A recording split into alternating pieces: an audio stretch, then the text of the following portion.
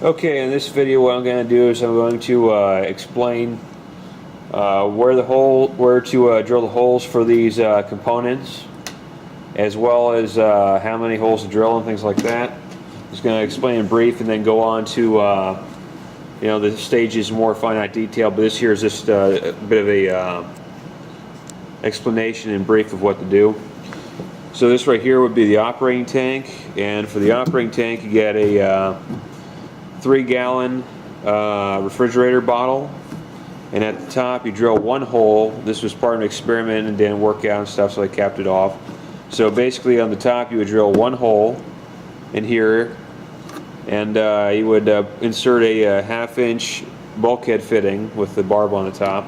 So you have a half-inch bulkhead fitting, which would preferably be right here in the center. And then on the bottom you'd have a 3/4 inch bulkhead fitting and a half-inch bulkhead fitting. So that's what you would have here for the operating tank. Now the next tank here would be the first stage. I'm going to have a separate video for the drain tank and feed tank, so check those later on. Anyway, this right here is the first stage, and it has 4 holes on it. So you have 2 here on the bottom, you have 2 here on the top, and these little first hole I would probably want to explain here would be, these are all half-inch, by the way. These are all half-inch bulkhead fittings, 2 on the top, 2 on the bottom.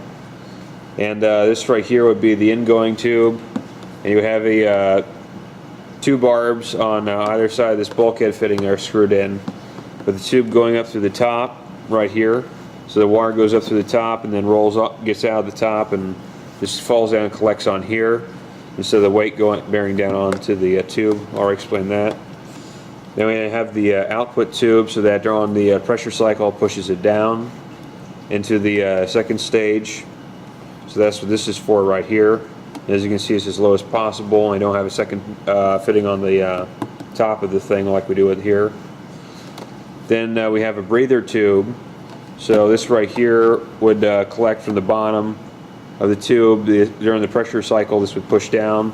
The water would be pushed up into the tube here at the bottom and make its way up into the second stage, which is higher than it.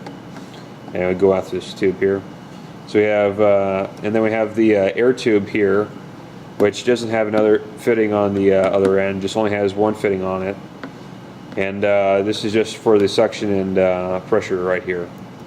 So we got 2 bulkhead fittings with a fitting on either side. So we have one here, one here. And we have another 2 bulkhead fittings without a fitting on the inside, which would be this one here and this one here. So that's how this thing works. That's what this one is. Anyway, going on here, we have the second stage here, and I figured that it'd be better to drill 3 holes on the bottom this way, rather than 3 holes, on like here or whatever. Because the way I figured it, I already have a open air space for this, because this needs to be exposed to the air. This needs to be in the open environment. It can't be closed off, can't be airtight. So I figured I'd just do it like this, but I realized with the weight of gravity on the water here, it's a bit harder to push up, so you might just want to drill 3 holes here on the bottom and run the tubes up and stuff like that, instead of have it this way and this runs up like this. So run up like that instead of like this. Try things out and see if they work for you. Containers are cheap, and these can be removed. Sorry for bumping the camera. Anyway, you have 3 bulkhead fittings on the bottom, 2 of which have fittings on the insides right here, and then they both have bits of tubing here. So one is an output tube right here, another one's an input tube right here, and that doesn't have a check valve on the end of it, and the one with the check valve is a breather tube, and that would run from the first stage up to the breather tube to the end here, and this is to prevent any backflow. So that's what that is. This is all open air. These 2 are not open air, these are both sealed off. The first stage and third stage.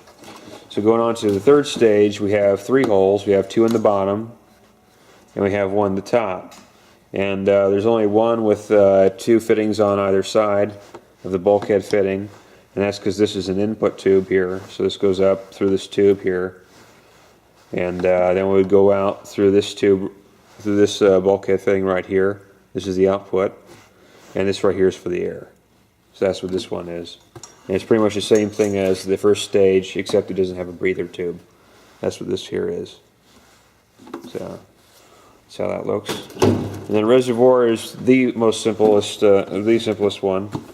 It just has a bulkhead fitting with a barb fitting on it.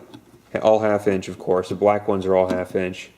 Only the gray ones are, this gray one you see right here is the only 3/4 inch.